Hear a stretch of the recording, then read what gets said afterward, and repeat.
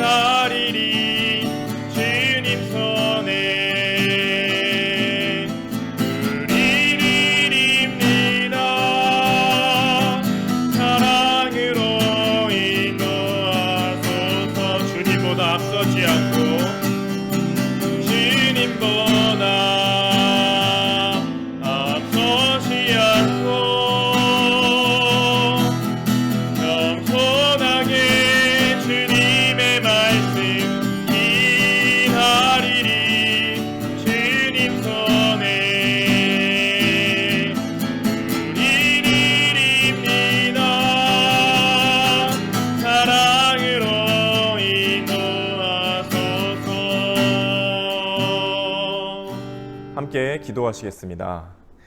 하나님 참 고맙습니다.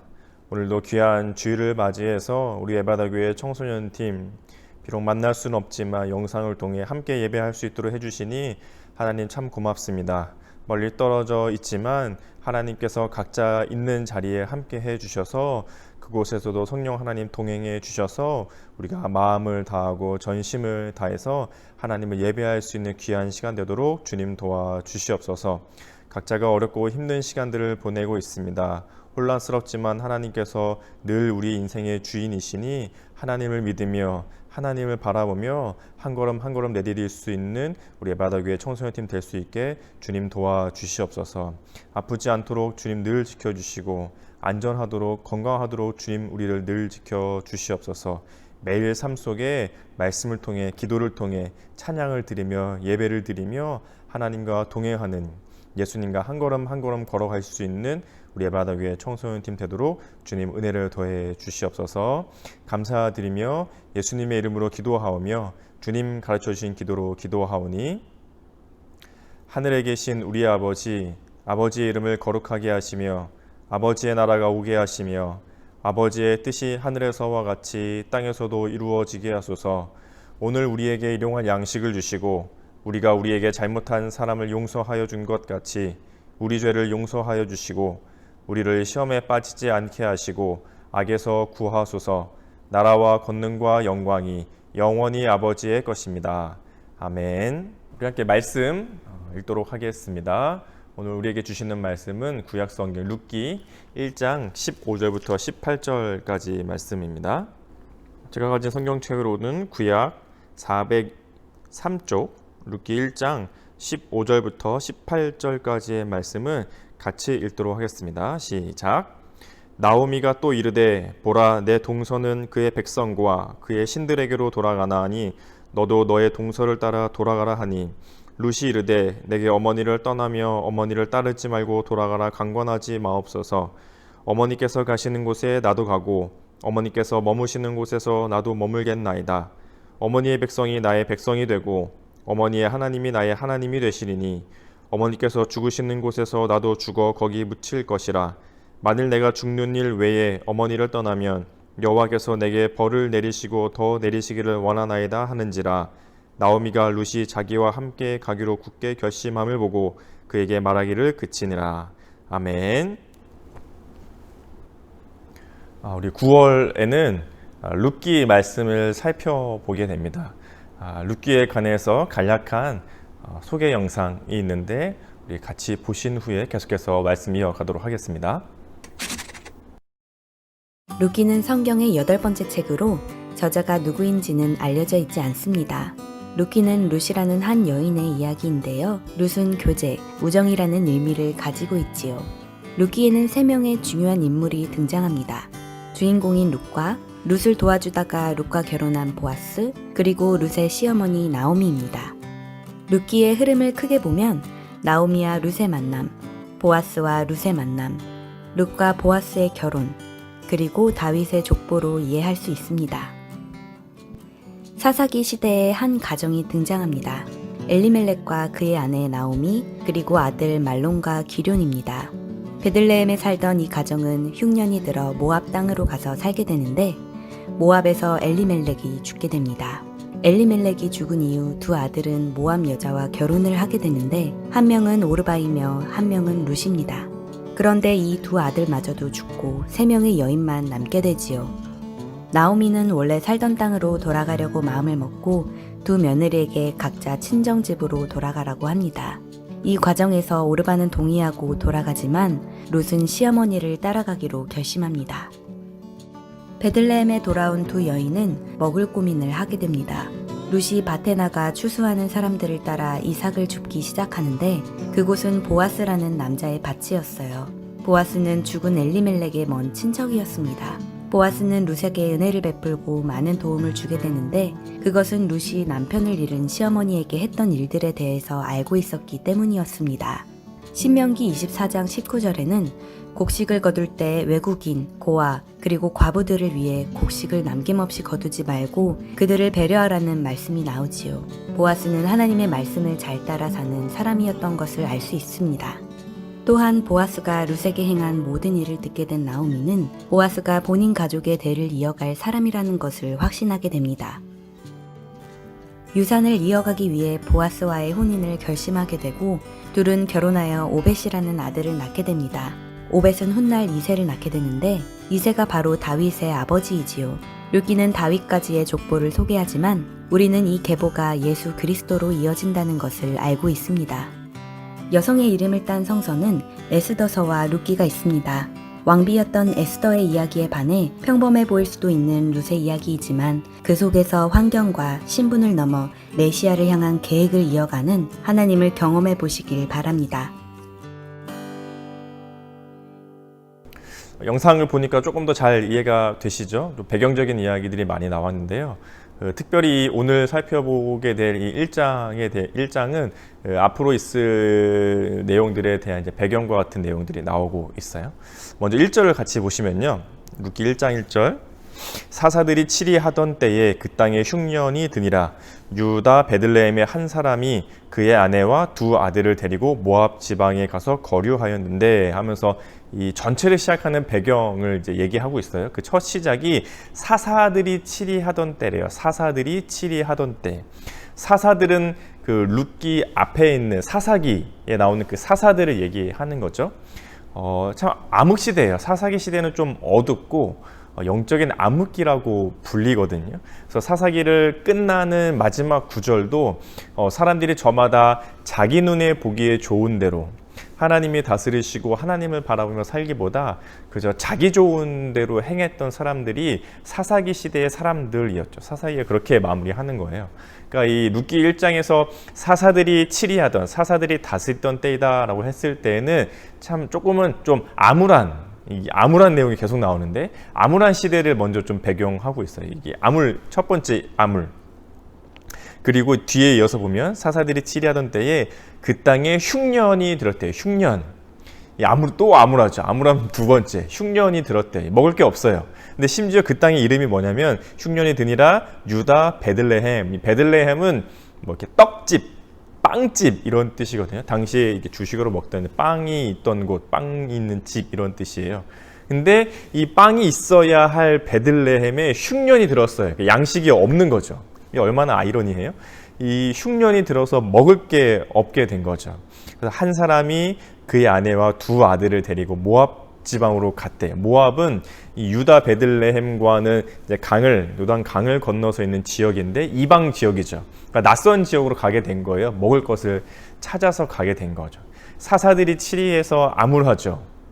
또 그 흉년이 들어서 암울하죠. 심지어 빵집인데 빵이 없어요.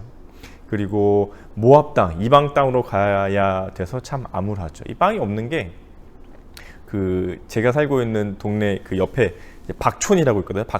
박촌역도 있는데 이 박씨들이 많이 살아서 박촌이에요. 근데 박씨들이 많이 사는 박촌에 박씨가 없는 거죠. 얼마나 황당해요? 그 일산 아세요? 일산에는 산이 하나가 있어서 하나 일자에 산자에서 산이 하나 있는 곳이 일산인데 산이 없는 거예요. 이게 얼마나 당황스러워요? 베들레헴 빵집인데 빵이 없어요. 암울하죠. 암울한 상황들을 이 1절에서 얘기해 주고 있습니다. 그리고 2절에 보면 이제 가족 관계들이 좀 나와요.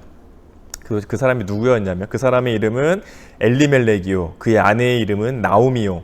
그의 두 아들의 이름은 말론과 기럐이니 유다 베들레헴 에브라 사람들이더라. 그들이 모압 지방에 들어가서 거기에 살더니 이 엘리멜렉과 그의 아내 나오미 그리고 첫 번째 아들 말론 그리고 두 번째 아들 기럐 이렇게 있거든요.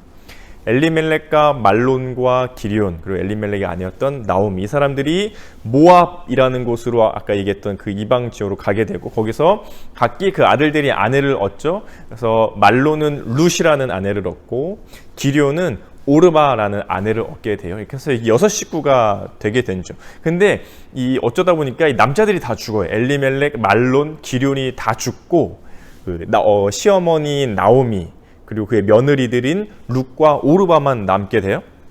3, 4, 5절을 한번 보실까요? 3, 4, 5절. 나오미의 남편 엘리멜렉이 죽고 나오미와 그의 두 아들이 남았으며 그들은 모압 여자 중에서 그들의 아내를 맞아야 하였는데 하나의 이름은 오르바요 하나의 이름은 룻이더라.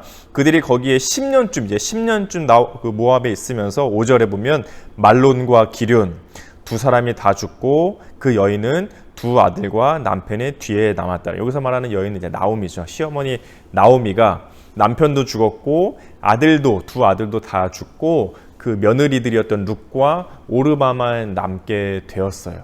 이 암울함 네 번째. 계속 암울하죠. 사사들이 치리하던 때에 암울해요. 먹을 게 없는 흉년이어서 암울해요. 이방 지역으로 양식이 찾아간 것도 암울해요. 거기서 남편이 죽은 것도 암울해요. 아들들이 다 죽은 것도 암울해요. 심지어 과부만 지금 셋이 남았어요. 과부 셋이서 뭘 해먹고 살 수 있겠어요. 지금이야 여성분들도 열심히 일하고 자기 일이 있으면 살 수 있지만 당시에는 뭐 과부들은 아무것도 못하고 이제 혼자 있으면 죽기 딱 좋은데 굶어 죽기 딱 좋은데 심지어 과부가 셋이 모여 있어요. 딱 굶어 죽기 좋은 상황이죠. 암울해요. 아주 어둡고 암울하게 룻기는 시작을 하고 있습니다. 그런데 이제 6절에서 좀 반전이 일어나요. 6절을 보시면 그 여인이 모압 지방에서 여호와께서 자기 백성을 돌보시사 그들에게 양식을 주셨다 함을 듣고 이에 두 며느리와 함께 일어나 모압 지방에서 돌아오려고 해요. 베들레헴의 그 빵집이라 불리던 유다 베들레헴 지역에 먹을 게 없어서 모압 지방으로 갔는데 거기에 10년을 지내며 남편과 아들들은 다 죽고 과부 셋이 남았는데 거기에서 지내다가 어떤 소식을 듣게 되면 다시 그 유다 지역의 소식을 듣게 되는데 뭐냐면 양식이 다시 먹을 것이 생겨났다는 얘기를 듣게 됐죠. 그래서 나오미가 어떻게 하냐면 돌아오려고 해요. 그런데 이게 참 쉽지 않은 거예요. 왜냐하면 우리로 따지면 예를 들면 나오미와 엘리멜렉은 그 남편이었던 지금은 죽었지만 한국 사람이에요. 그 아들들 말론과 기럐도. 근데 먹을 게 없으니까 중국으로 간 거예요. 근데 중국에서 중국 여자들, 중국인이었던 룻과 오르바를 아내로 맞이하게 돼서 6 식구가 살다가 남자들이 다 죽고 한국인 시어머니 나오미 그 중국인인 룻과 오르바 며느리만 남게 된 거죠. 근데 다시 한국에 먹을 게 생겼다는 얘기를 듣고 돌아오려고 하는 거예요. 그러니까 나오미는 고향으로 돌아오는 거지만 룻과 오르바의 입장에서는 낯선 땅이에요. 원래 자기가 살던 중국을 버리고 원래 자기의 지역이 아닌 한국으로 와야 되는 거거든요. 쉽지 않은 거예요. 나오미는 원래 유다 베들레헴 사람이에요. 근데 룻과 오르바는 그 모압 사람이거든요. 지방이 달라요. 근데 다시 이제 돌아오려고 하니까 낯선 지역, 이방 지역으로 이제 와야 되는 상황이 되는 거죠. 그래서 시어머니 나오미가 돌아가라고 해요. 너희들은 이제 돌아가도 괜찮다. 너희 어머니들의 집으로 너희 원래 살던 곳으로 돌아가도 괜찮다. 그리고 거기서 새로운 남편을 맞이해서 잘 살기를 내가 기대하겠다. 그리고 나 혼자 갈 테니까 너는 나를 떠나가라. 이렇게 시어머니 나오미가 얘기해 주죠. 8절에 보시면 나오미가 두 며느리에게 이르되 너희는 각기 너희 어머니의 집으로 돌아가라.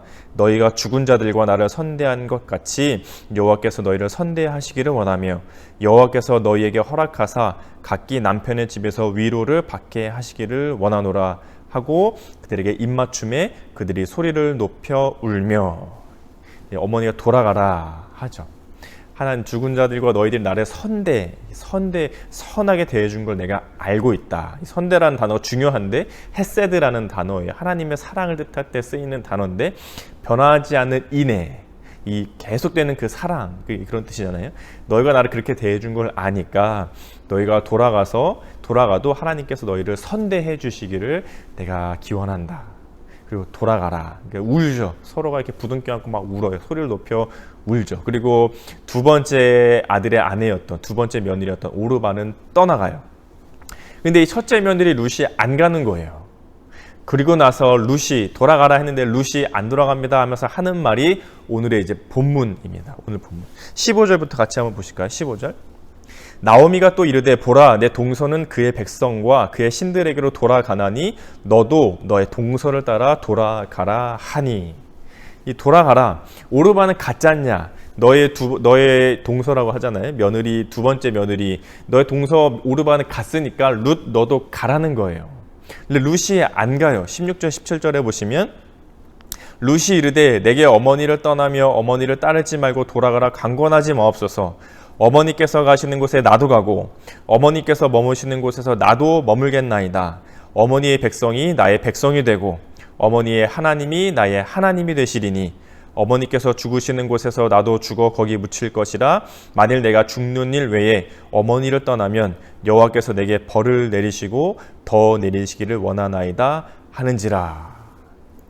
이 16절 17절이 좀 이렇게 복잡하게 꼬여있는 약간 구조적인 내용이 담고 있어요. 근데 뭐 어쨌든 제일 중요한 문장은 뭐냐면 어머니의 백성이 나의 백성이 되고 어머니의 하나님이 나의 하나님이 되시리니, 이게 중심 문장이에요.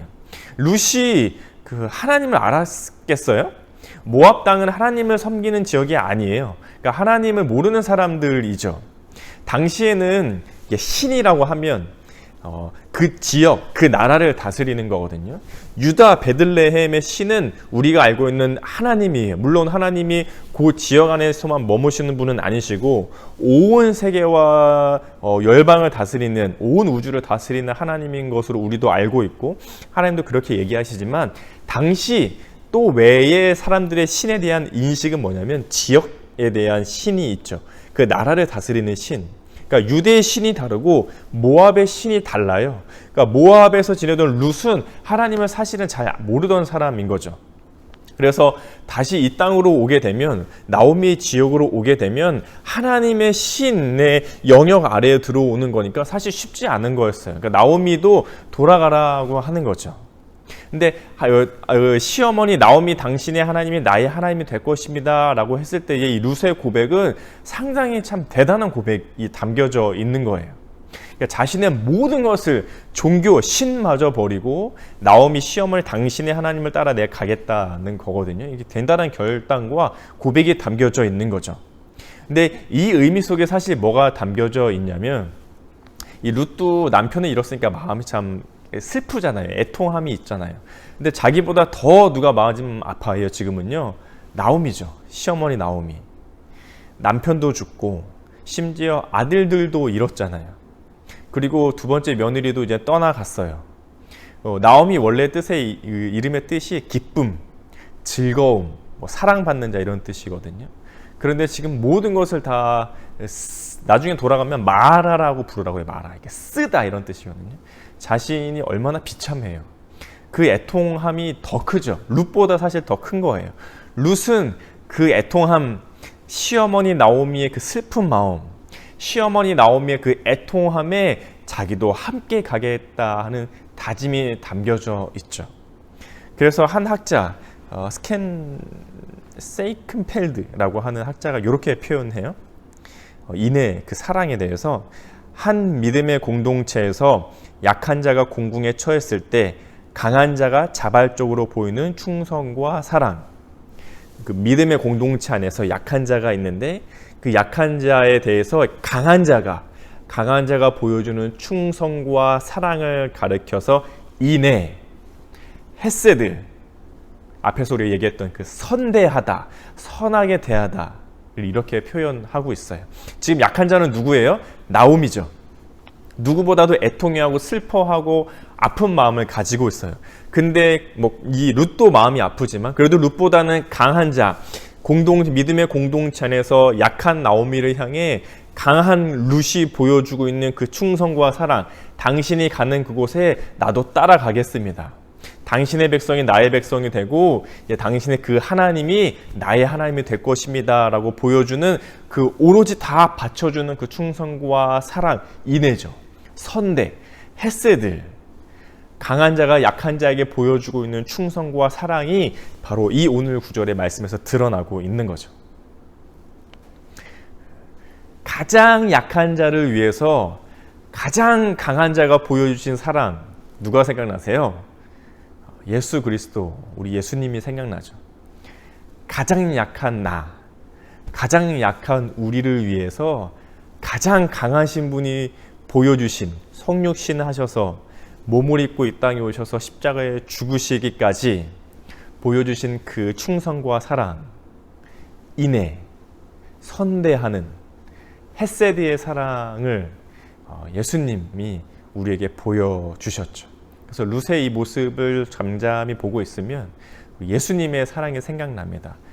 아파하고 애통해하는 자를 향해서 공감하면서 다가와 주신 그 사랑, 죽을 수밖에 없는 가장 약한 자인 우리를 위해 가장 강하신 그분이 우리에게 보여주신 그 사랑을 볼 수 있는 곳이 바로 룻기 오늘의 말씀의 부분이기도 하죠. 근데 요즘 같은 때에 특히나 이 코로나 때문에 어려운 시기를 보내고 있을 때에 가끔 그런 얘기를 하는 분들이 계세요. 코로나19는 하나님의 심판이다, 징벌이다, 재앙이다. 뭐 어떤 관점에서 그렇게 볼 수도 있을 것 같지만 그렇게만 또 보진 않았으면 좋겠어요. 가끔 이제 집에서 요리를 할 때가 있어요. 이제 가스레인지에 냄비, 후라이팬 올려두고 이제 먹을 음식들을 요리하잖아요. 그런데 꼭 저희 집에 아이들이 꼭 궁금하니까 6살짜리, 3살짜리가 궁금하니까 이렇게 보려고 해요. 자꾸 만지려고 하고 냄비나 후라이팬을 만지려고 하고 뜨겁잖아요.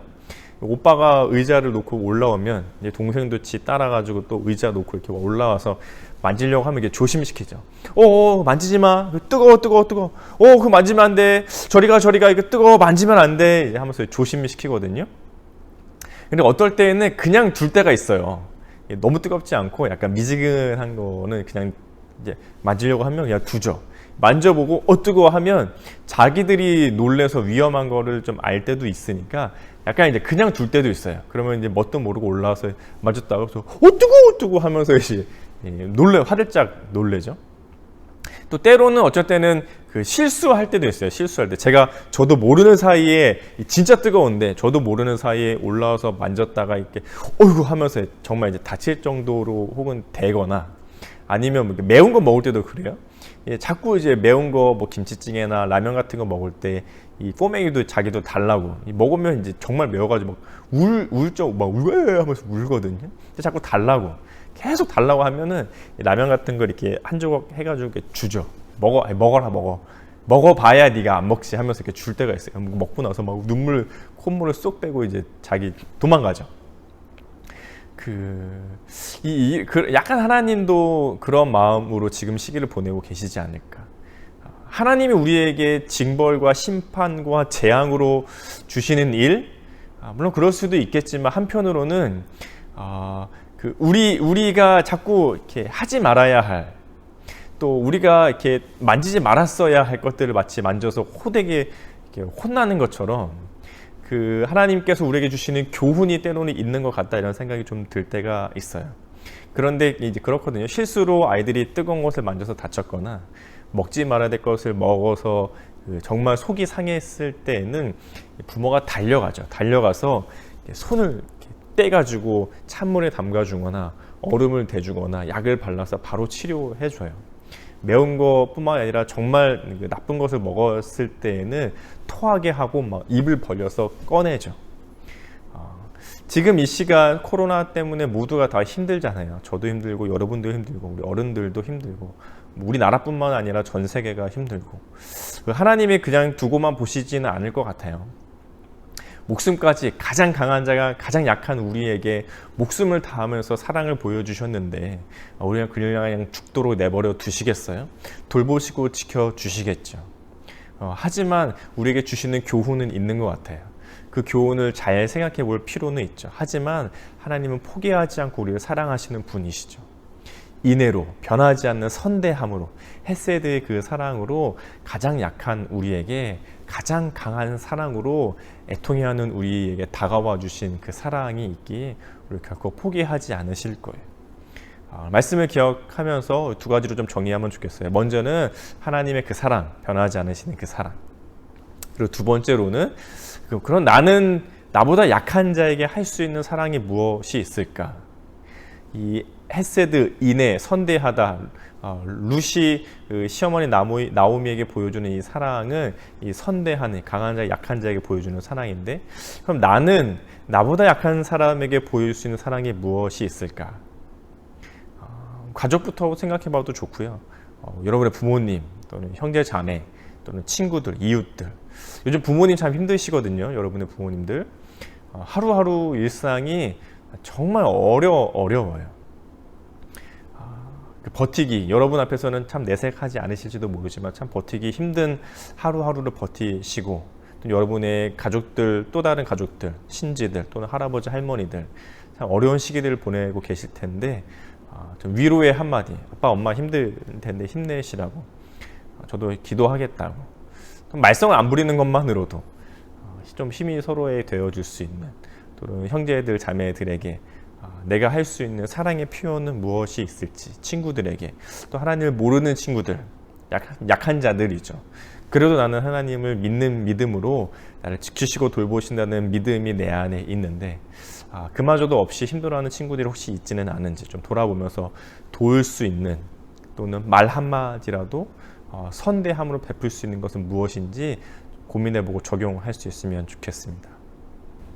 들은 말씀을 생각하며 우리 9월의 다짐 찬양은 아무것도 두려워 말라는 찬양인데요. 찬양 후에 같이 기도하면 좋겠습니다.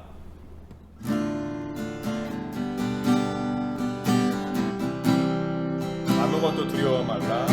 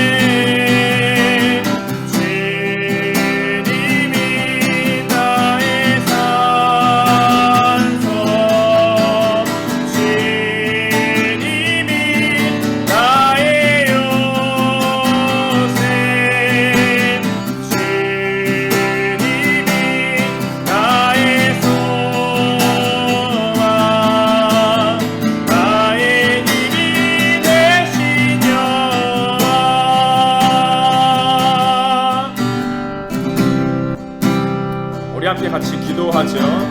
들었던 말씀을 생각하면서 가장 강하신 하나님께서 가장 약한 나에게 오신 하나님의 그 사랑, 하나님은 어렵고 힘든 지금과 같은 순간에도 하나님은 우리를 지키고 돌보시는 분이세요. 그런 믿음이 흔들리지 않으면 좋겠습니다.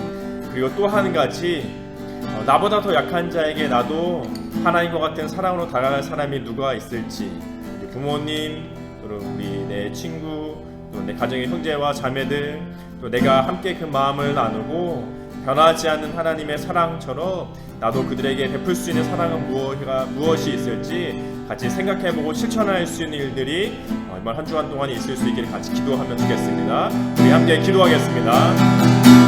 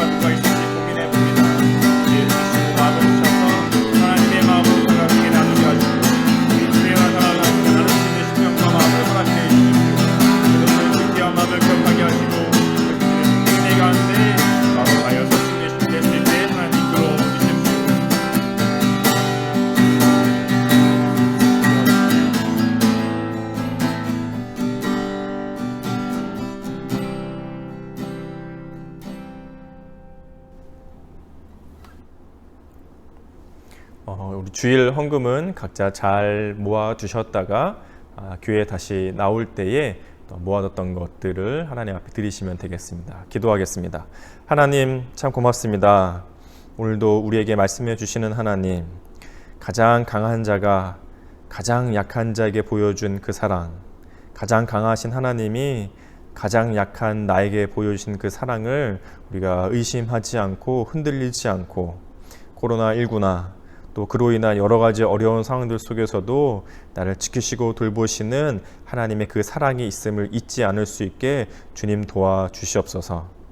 또 나 또한 나보다 약한 자들에게 베풀 수 있는 사랑이 무엇인지 고민하고 실천할 수 있게 하나님 도와주시옵소서. 그래서 여전히 살아계셔서 동일하신 처음부터 끝까지 우리를 놓지 않으시고 사랑하시는 하나님의 그 사랑이 나와 내 주변과 나와 함께하는 이들에게 나누어질 수 있는 은혜를 허락해 주셔서 함께 어려운 이때를, 혼란스러운 이때를 잘 이겨낼 수 있도록 주님 도와주시옵소서. 또 하나님께 드려질 귀한 예물들을 드립니다. 이것이 쓰이는 곳들마다 하나님의 영광을 위해 예수님의 십자가의 복음이 전해지는 일들에 귀하게 사용되도록 주님 축복해 주시옵소서. 마음과 정성을 다해 드리니 기쁘게 받아주시고 우리의 믿음이 더욱더 자라가는 도구로 사용해 주시옵소서. 주 예수 그리스도의 은혜와 하나님의 사랑과 성령의 교통하심이 우리 에바다 교회 청소년팀과 함께 있을지어다. 아멘.